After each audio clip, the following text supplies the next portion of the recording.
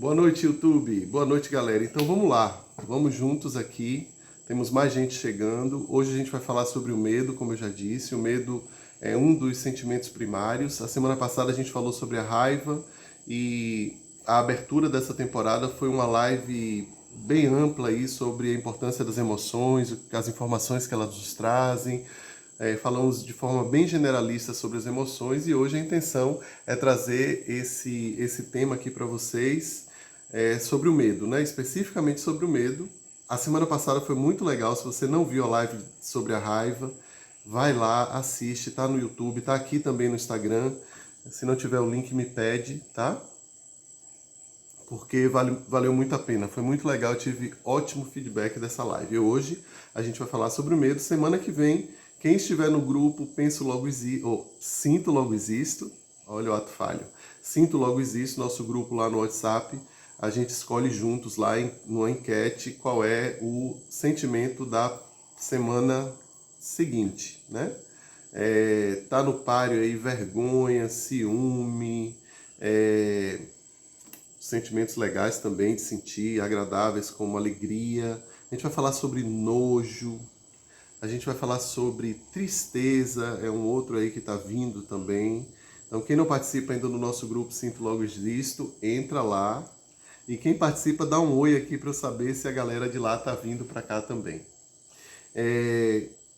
Então vamos lá, vamos entrar um pouco aqui no nosso tópico sobre essa emoção que, bem, dentro das terapias, né, você sabe, para que a gente faz terapia? A gente faz terapia para lidar com as nossas questões pessoais, nossas questões emocionais, se conhecer melhor, lidar com os desafios da vida, ganhar espaço interno para viver os desafios da vida, né? Então, todo esse processo de terapia, eu quero começar com vocês falando sobre o medo seguinte. Sabe o pega-varetas? Todo mundo aqui conhece pega-varetas, né? Então tem várias varetinhas, você vai mexendo, vai tirando, e cada uma vale uma certa pontuação. A vareta preta, ela vale, se eu não me engano, 500 pontos. É muito, ou 50 pontos, acho que 50 pontos, comparado com as outras que valem 2, 5, etc. Essa é a varinha mais valiosa, porque com ela você pode mexer em todas as outras varinhas. Então a chance de você, né, tirar a varinha lá e ir ganhando pontos é maior se você tiver a vareta preta na mão. Por que é que eu estou falando da vareta preta? Vocês já devem ter pego no ar. A vareta preta é o medo na terapia. Se você consegue, de alguma forma, lidar com o seu medo, dominá-lo, e não entendam dominar no sentido de reprimir. Eu dominei você e impeço você de falar. Não. É um domínio inteligente, é um domínio em que há um relacionamento saudável com o sentimento. Então, se eu começo a entrar no relacionamento com o meu medo, começo a lidar com ele, aprender a lidar com ele, eu tenho a varetinha preta na mão. É muito mais fácil lidar com os outros sentimentos. Principalmente porque o medo, quando ele não está bem regulado, ele nos paralisa. Então impede que qualquer mudança aconteça. Então você vai ter tanto dificuldade em se movimentar da cama de manhã, né, olhando assim de forma bem prática, uma cena do dia em que você não consegue levantar porque você tem medo do que pode acontecer e você paralisa, até coisas que são menos intuitivas, menos óbvias, às vezes a gente não associa com medo, como por exemplo a procrastinação. A procrastinação, na sua base, ela tem uma fisiologia do medo. Medo de me aproximar de alguma coisa, medo de terminar um projeto, medo de... Aí você diz assim, medo de terminar o projeto, Léo? Como assim ter medo de terminar? Acho que a coisa que a pessoa mais quer é terminar, né? Mas muitas vezes terminar um projeto significa dizer, ter que se perguntar, e agora, o que é que eu vou fazer? Qual é o próximo projeto? Né? E agora, como é que vai ficar a minha vida sem esse projeto?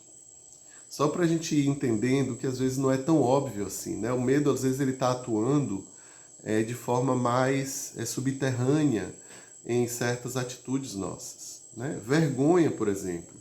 A vergonha é um sentimento de medo de ser quem nós somos, né? Ela surge pelo medo de sermos... a gente se protege, né, através da vergonha do medo de sermos expulsos do nosso meio, de sermos de estarmos em ostracismo, de sermos cancelados, né, como a gente fala hoje. Então a vergonha ela tem um quê de medo aí também presente, né? Então todos esses sentimentos eles estão aí conversando uns com os outros. O que a gente vai fazer nas próximas semanas é sempre trazer um e colocá-lo no destaque, para que a gente possa olhar para ele com mais carinho, com mais compreensão, né, separando aí um pouco. E aí uma grande pergunta que a gente vai fazer, importantíssima de se responder é: o que é que o medo, como é que o medo está atuando na minha vida? Ele está atuando de forma que ele me protege ou ele está atuando de forma que ele me impede de ir para a vida? Ele me impede de fazer os movimentos que são importantes, né? Então, essa é uma das coisas que a gente precisa saber diferenciar para que a gente possa trabalhar esse medo que congela, esse medo que paralisa, né? Para que a vida da gente possa andar para frente. Muitos de nós estamos paralisados, congelados, né? Impedidos mesmo de fazer novos movimentos na vida. Às vezes vivendo dentro do próprio medo, né? Por exemplo, se uma pessoa está num relacionamento tóxico, e a gente vê às vezes a dificuldade que essas pessoas têm de sair desses relacionamentos, muitas vezes é que elas estão paralisadas lá dentro, né? Então elas têm o próprio medo paralisa, é como se você passasse a viver dentro de um aquário cuja água é o medo. Você deixa de perceber que tem água ao seu redor, né? O peixe não sabe a qualidade da água onde ele vive porque ele nunca esteve em outro lugar, ele não está prestando atenção a isso. Isso está ali o tempo todo, né? Então, o peixe pode perguntar: que água? E uma pessoa que você está vendo presa dentro de um relacionamento que não consegue se liberar por causa do medo, você vê isso de fora, e é como se ela perguntasse, assim como o peixe pergunta que água que você está falando, nem sabia que tinha água aqui, a pessoa que sente o medo pode perguntar: que medo? Então, nem sempre o medo ele está instalado em nós de uma forma óbvia. Ele pode estar instalado em nós de uma forma, entre aspas, pacata, sem movimento. Então, às vezes, a gente precisa também prestar atenção a essas duas fisiologias do medo, né? A fisiologia é uma parte interessante dos nossos encontros aqui, porque eu sempre vou fazer um primeiro exercício com vocês, né? Fizemos no da raiva, vamos fazer aqui agora, que é o exercício da gente observar o nosso corpo quando o nosso corpo sente a emoção da semana. E a emoção da semana é medo, né? Vamos se preparar para sentir um pouco isso? Oi, Sônia, que bom, querida, que você pôde estar aqui. Maravilha. Maria Rita, boa noite. Ângela, boa noite. Que bom, galera. Continuem por aqui. E chamem o povo aí para vir. E o pessoal do YouTube, que bom estar com vocês também. Então vamos lá. Primeiro a gente vai sentir um pouco do que é a segurança no corpo, né? Sentir os pés no chão, as costas bem apoiadas. Sentir aí onde você tem seu aterramento. E aí você vai imaginar uma situação que traz medo para você. Não vão nada de muita ativação, tá? Por exemplo, sei lá, andar numa montanha-russa, andar de avião, pode pensar em coisas. Para cada um aí vai ter uma intensidade diferente, mas para mim, me imaginar numa montanha-russa me dá medo, mas é um medo de ativação de 0 a 10, 3. Então tá super ok da gente fazer aqui. Então não vá buscar um medo de ativação 8, 9, nada disso. É uma coisa pequena, né? E observe o que é que acontece no seu corpo quando você pensa nessa situação, quando você entra em contato com essa cena.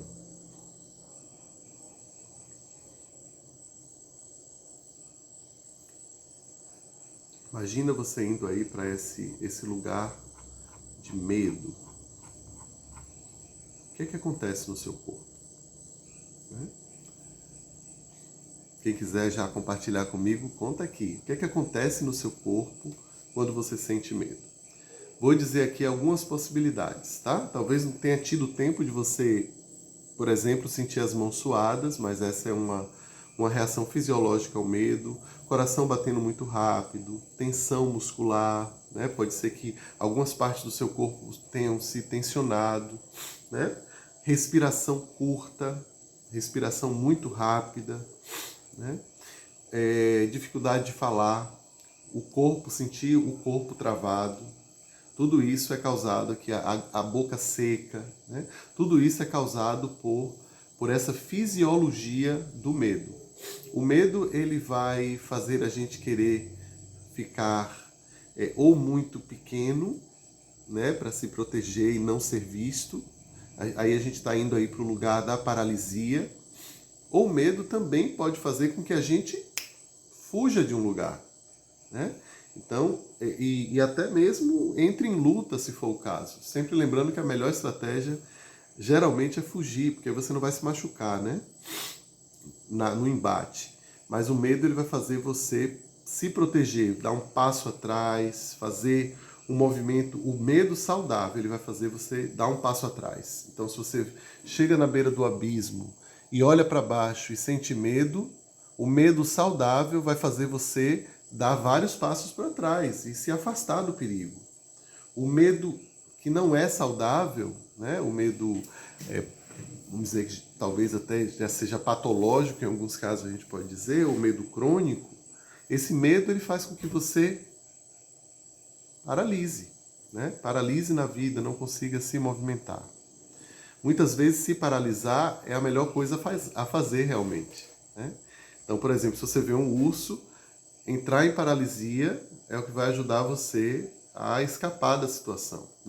Obviamente, paralisar não é o problema, ou lutar, ou fugir. Nenhuma dessas maneiras que o corpo encontra de nos livrar das situações, né, de nos salvar aí nos desafios, nenhuma delas está errada, nenhuma é melhor do que a outra. Elas são apropriadas ao contexto em que acontece e deixam de ser funcionais quando elas acontecem de forma crônica na nossa vida, mesmo em situações em que objetivamente não tem uma razão para elas existirem.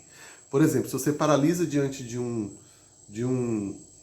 abismo, pode ser uma boa coisa, você paralisou, pelo menos você não deu o próximo passo, né? Eu acho que é muito agoniante ficar olhando assim, eu acho que você trava ali, né? Precisa de ajuda. Bem, mas é melhor do que você ficar paralisado diante de uma prova, né, que você tem que fazer. Então você se vê diante de desafio da vida e você não consegue fazer a prova, porque você dá um branco, você paralisa, você não sabe, perde a noção ali do que está acontecendo, esquece as coisas que você estudou. Então esse tipo de medo, né, ele pode acontecer a partir do nível, da intensidade dessa energia no nosso corpo. A gente tem aí a janela de tolerância, que eu já falei para vocês antes e vou repetir, daqui a pouco a gente vai entendê-la melhor. Mas se esse medo ele vem numa quantidade muito grande, ele extrapola a minha capacidade de contê-lo no meu corpo, então eu começo a perder a sintonia com a realidade. E quando eu perco a sintonia com a realidade, eu deixo de ser funcional na minha experiência, deixo de ser funcional na vida, né? E aí isso vai, por exemplo, na escola, para uma criança, se ela vive em estado de medo, né? Eu fui uma criança assim, e durante a maior parte do ensino médio, eu tinha muito medo, eu estava muito em contato com isso, por uma série de questões, né, da minha experiência de vida, da minha história, que eu tirava notas baixas, eu não conseguia aprender da mesma maneira. Então, a escola é um lugar onde o medo precisa ser acolhido, precisa ser visto, precisa ser posto no colo mesmo e nomeado, né? Às vezes a gente vê crianças na escola que estão paralisadas de medo e a gente diz que elas são tímidas.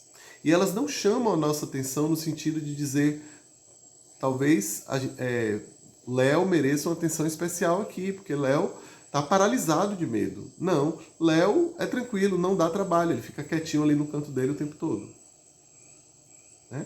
Então a gente tem muita nossa atenção voltada para o aluno que está no movimento, né? Trazendo aí o problema, o desafio por causa do movimento, mas o que fica parado a gente às vezes perde a noção, né? Então essa criança ela pode estar parada por vergonha, por medo, né? Por tristeza. São todos sentimentos que trazem a gente para um lugar mais dorsal, né? É o nome que a gente usa no sistema nervoso. Essa área dorsal que é a área que nos ajuda a desaparecer, né? A não ser visto. Então, Muito importante que nós, eu acho que tem papais e mamães aqui assistindo a gente, outras pessoas vão assistir, a gente preste atenção a isso, entendamos as emoções no corpo, como é que elas operam no nosso corpo. Obrigado aqui, o pessoal está dizendo que acelera o ritmo do coração, fico arrepiada, coração batendo forte, incômodo na barriga, ok, interessantíssimo. O estado fisiológico do medo, ele é o oposto do estado de segurança, né?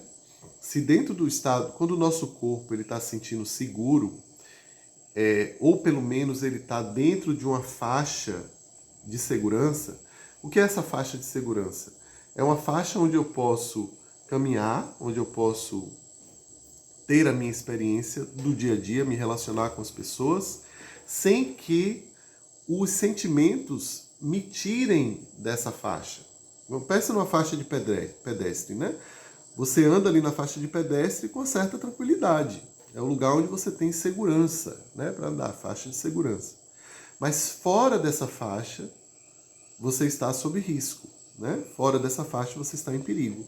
Então, a janela de tolerância é essa faixa de segurança. É a faixa onde eu, por exemplo, vamos pensar aqui em outro exemplo de medo, né, para a gente entender esse conceito da janela de tolerância. Vamos lá que você pensa em saltar de paraquedas, é um sonho seu. Quando você sobe no avião e está lá, né, prestes a se jogar do avião daquela altura enorme, o que você sente é medo, né? O medo está ali. O medo, no entanto, ele não impediu você de entrar no avião, não impediu você de colocar roupa, né? Pode ser que na hora você tenha congelado e aí você já tinha dito ao cara, olha, se eu paralisar, pode me empurrar, né? E aí o cara empurra você. Então, coragem não é ausência de medo. Coragem é sentir medo dentro da janela de tolerância. Ok? Não existe nenhum problema com o medo. O medo é energia, o medo é um sentimento, uma emoção muitíssimo importante. Sem ele, a gente não se protege. Sem ele, a gente se joga do abismo. O medo saudável, ele vai nos colocar distantes do perigo e nos aproximar do que é seguro. O medo que não é saudável, ou melhor, o medo que está ali operando na vida de uma pessoa que não está saudável, ou seja, ela está profundamente traumatizada, não vai ser um bom sinalizador para essa pessoa. A região do nosso cérebro, que é o nosso alarme de incêndio mesmo, é a amígdala, né? Pessoas que tiveram traumas de infância, traumas complexos, o que significa isso? Traumas constantes. O dia a dia dessa criança foi um dia a dia difícil, com violência em casa, com pais que brigavam muito, ou eram muito negligenciadas, ou não eram vistas, não tinham as suas emoções validadas, sei lá, perderam um pai ou uma mãe muito cedo e tiveram que ocupar o lugar deles. Todos esses dramas familiares que levam a traumas complexos. Uma pessoa que viveu em um ambiente que não havia esse equilíbrio, essa possibilidade, essa regulação, né, dos estados, porque numa família saudável, a gente tem medo, a gente tem raiva, a gente briga, a gente entra em conflito. Mas a gente não fica lá em cima o tempo todo. Esse conflito depois é resolvido com uma reparação, né? O medo é resolvido com eu estou aqui com você e você pode contar comigo. A raiva é resolvida com desculpa, eu invadi o seu espaço, não deveria ter feito isso. E aí as questões se resolvem. Se você cresce numa família em que o ambiente é tóxico, a raiva existe e a raiva é incontrolada, né? O medo existe e ninguém fala sobre ele, né? Os sentimentos, eles não têm um lugar de honra na nossa na nossa visão de quem nós somos. Então, em famílias assim, o clima está sempre pesado, está sempre lá em cima. E uma criança, gente, ela está aí organizando o cérebro, né, através das experiências. O cérebro de uma criança é o resultado da experiência que ela tem, né? As experiências que ela tem. Então pense numa pessoa que vive dentro de um ambiente tóxico, no momento em que o seu cérebro está sendo desenvolvido. Claro que essa criança ela vai ter aí um monte de coisas descompensadas mesmo, né? Então uma delas é o medo. O medo às vezes se torna uma companhia constante. O medo está sempre ali. Então, por exemplo, a pessoa tem insônia porque ela precisou na infância ficar vigilante de fato, porque se ela não prestasse atenção, algo ia acontecer com ela. Ela esperava o abusador que ia entrar no quarto. Esperava no sentido de quanto medo, que horas é que essa pessoa vem, porque ele sempre vem, às vezes ele não vem. Então a amígdala, ela fica condicionada a muitos gatilhos. E essa pessoa acaba não conseguindo na vida adulta ter uma experiência em que ela possa sentir medo do que realmente dá medo e possa sentir isso dentro de um espaço seguro, né? E possa se aproximar daquilo que é seguro e se afastar daquilo que é ameaçador.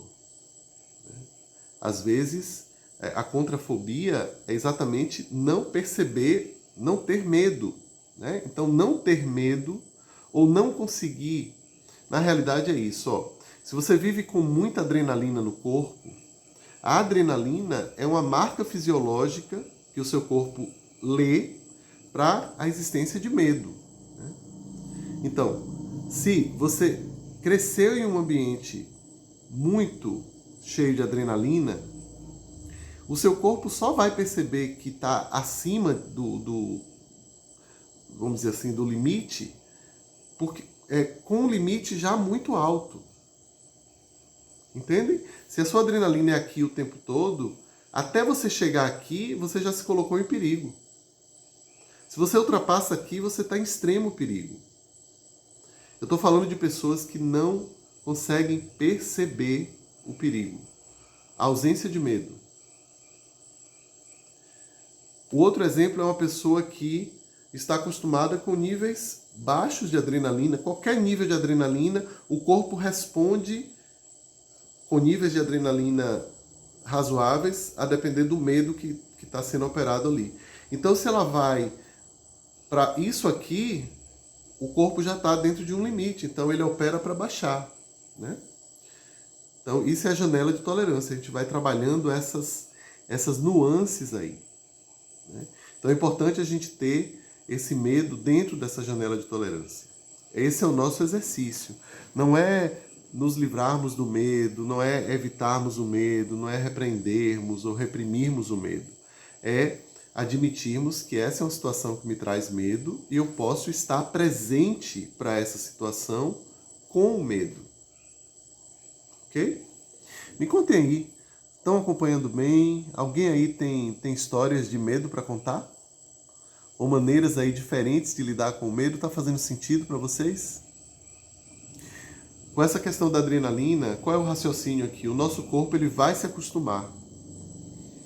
O nosso corpo ele facilmente se adapta ao que quer que precise se adaptar, né? O nosso cérebro é muito adaptativo.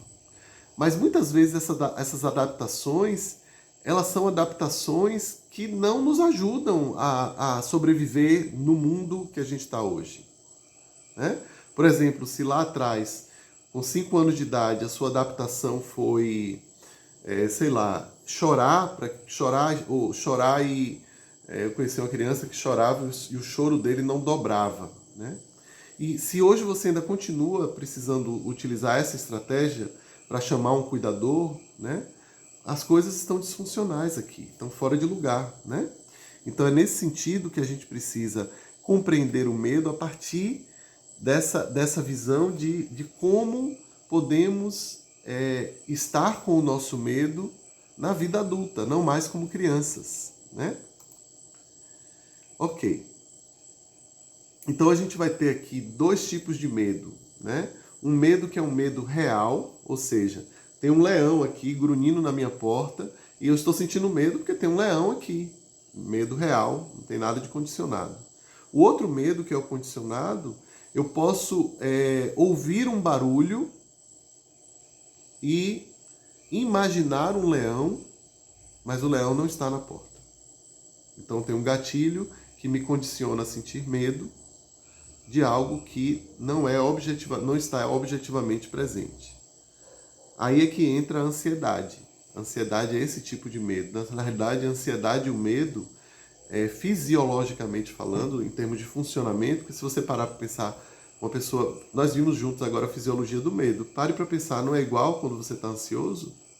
O coração bate mais rápido, a boca seca, você treme e por aí vai, né? Não consegue pensar direito, concatenar as ideias, tem vontade sei lá, de se movimentar, ou você começa a se sentir paralisando, né? Então, o medo e a ansiedade são a mesma coisa no corpo. Só que o medo é com relação a algo que você está ali, ó. Por exemplo, eu estou fazendo uma prova de matemática, me bato com essa questão que eu não sei, isso me dá um medo de eu perder o ano, né? E eu travo, medo, ok? Mas quando você pensa em alguma coisa e ali tem um gatilho e isso te dá uma sensação, isso é o medo condicionado ou ansiedade, né? Esse medo condicionado, ele vai surgir aí a partir das nossas experiências de vida, tá? É muito importante a gente notar isso também. A partir do que me aconteceu, eu vou criando os meus medos. Por exemplo, viver situações perigosas, né, no passado faz com que a gente normalmente queira evitá-las, né? Então você vai deixar de ir para certos lugares, você vai deixar de estar com certas pessoas, você vai condicionar a sua experiência passada à sua vida no presente. Então esse medo condicionado, ele muitas vezes não é um medo saudável. Ele não é saudável porque ele não condiz com a realidade, ele diminui, ele estreita as minhas possibilidades no mundo. É o que o trauma faz. O trauma, ele nos impede, ele acaba sendo um mecanismo que nos impede de ampliarmos o nosso mundo. Então você começa, uma pessoa que está tomada pelo medo e não cuida do medo, e isso se transforma em pânico, ela vai cada vez mais diminuindo o seu repertório, né? O seu contato com o mundo.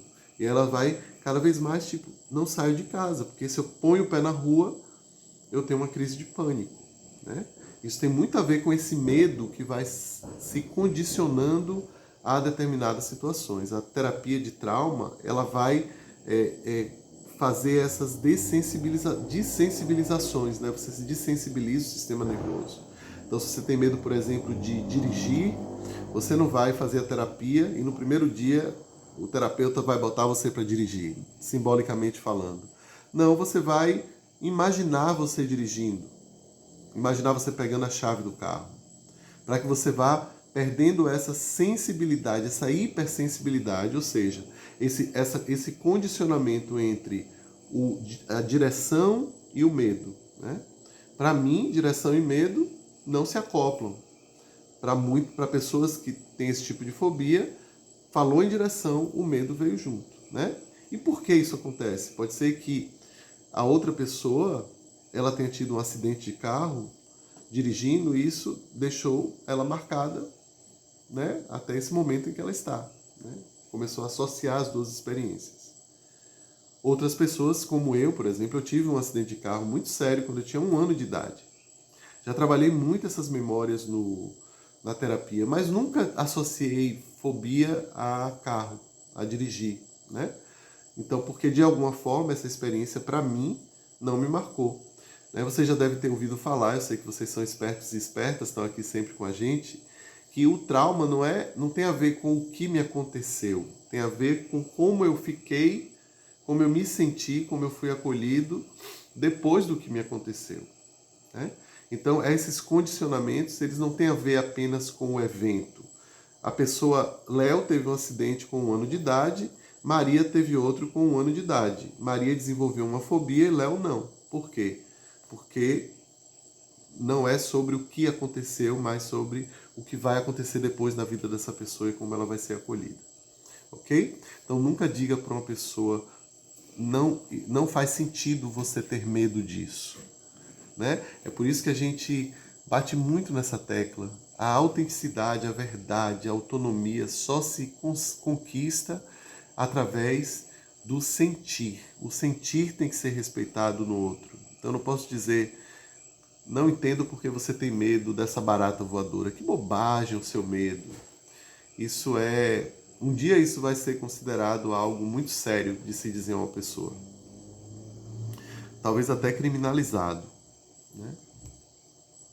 Quem sabe um dia a gente chega a esse ponto de termos como regra básica respeitar o sentimento das pessoas, não julgar o medo, a raiva, o que quer que seja no outro. Né? E a gente construiria um mundo muito mais seguro, né? Muito mais educado nesse sentido, e na cooperação e na bondade entre as pessoas. Porque esse tipo de atitude, o que você está dizendo, o que você sente, não faz sentido para mim, esse tipo de atitude gera violência.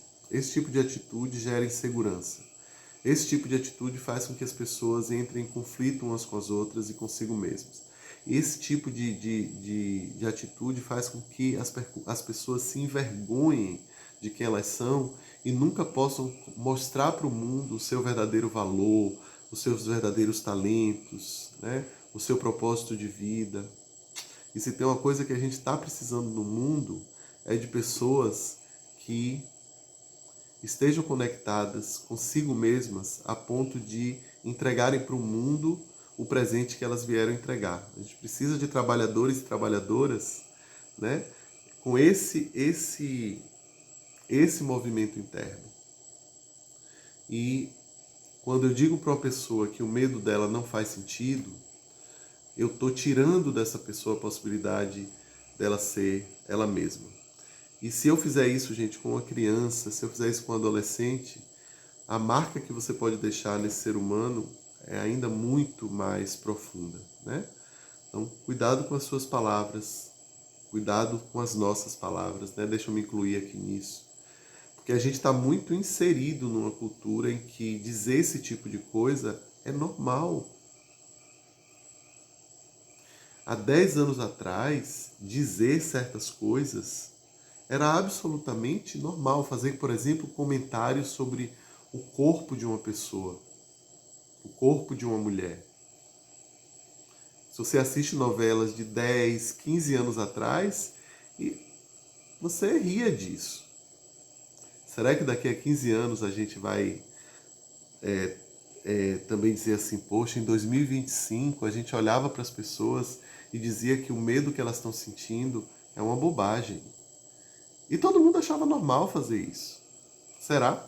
Eu acredito. Não sei se daqui a 15 anos, viu? Mas um dia a gente chega lá. Deixa eu ver aqui, acho que tem comentários. Adoro quando vocês mandam comentários, viu, gente? Perguntas. Ana Paula, sim, eu estou vivenciando a situação que está me paralisando, estou procrastinando. Sim, Ana. Percebeu agora com a live ou você já estava nomeando isso como paralisia? Porque a procrastinação... Por que é que eu falo isso, Ana? Porque as pessoas, no geral, essa nossa cultura ignorante dessas coisas que a gente traz aqui, né, dos sentimentos, das emoções, algo tão importante na vida, e a gente não estuda sobre isso, não fala sobre isso, não tem novela sobre isso, né? Tem o filme maravilhoso lá das emoções. Esqueci o nome agora, como é mesmo o nome? Quem me lembra? A gente não se educa com relação a isso. Então, quando a gente olha, por exemplo, uma pessoa procrastinando, a gente diz que a pessoa é preguiçosa. Procrastinação, a gente coloca preguiça do lado. A própria pessoa se odeia porque está procrastinando, porque aquilo ali está dando a ela um rótulo de irresponsável, preguiçoso, né? Como é que adia as coisas assim? Mas não estou dizendo que é sempre assim, às vezes é preguiça mesmo, tá, gente? Às vezes o cachimbo, como diria Freud, é apenas um cachimbo. Nem tudo precisa ser ter todas essas camadas. Mas a gente não pode perder o bonde na hora de olhar para nós mesmos e para o outro e simplesmente taxar com uma coisa sem entendermos um pouquinho mais do que é realmente a procrastinação. Né? A procrastinação tem uma fisiologia. E essa fisiologia é uma fisiologia da paralisia. É a fisiologia que eu falei, dorsal. Né? Ela faz com que você não consiga fazer o próximo movimento. Né? Então isso é fisiológico. Para algumas pessoas, não procrastinar é tão difícil ou impossível quanto você dizer para mim, eu tenho 1,80 m, o teto tem 3 metros, que eu toque o teto. Eu não toco o teto porque eu não quero, porque eu estou com preguiça. Eu não toco o teto porque meu corpo não permite que eu toque. Certo? Então nem sempre procrastinar é um ato de preguiça, tá? Mas é bom a gente investigar. É sempre importante a gente assumir a responsabilidade pelo que está acontecendo conosco. Seja preguiça, seja uma questão de paralisia mesmo, por causa de um trauma que você viveu, por causa de uma disfunção que surgiu no seu corpo, impede você de fazer os novos movimentos, o que quer que seja, é nossa responsabilidade, é a sua responsabilidade olhar para isso. Né? Então, de alguma forma, que bom, eu já posso olhar para a minha procrastinação com mais carinho mesmo, com mais zelo pelo que está acontecendo comigo, com mais autocuidado. Ao invés de pegar um chicote e bater nas minhas costas, eu posso dizer, não, olha aqui, tem algo acontecendo aqui, isso tem a ver com a minha história. Né? Isso não está vindo do nada. Obrigado, Léa. Lu Dias fala. Lu Dias. Boa noite, Léo. Cheguei atrasada. Vou assistir gravado no YouTube. Pessoal do YouTube, daqui a pouco. Olha, não sei o que aconteceu. Só tá gravando 38 minutos, né? Então, para YouTube aqui, a live já está encerrando. Então, eu já vou dar até tchau aqui pro pessoal do YouTube. E aí, se quiser assistir o restinho, vai no Instagram. Houve algum problema com a memória do meu celular, não sei o que foi. Mas já está encerrando aqui. Deixa eu dar um beijo aqui pro pessoal do YouTube. Corram lá no Instagram para ver o finalzinho. E aqui também a gente tem alguns minutos para a gente ir encerrando, tá bom? Beijo, YouTube!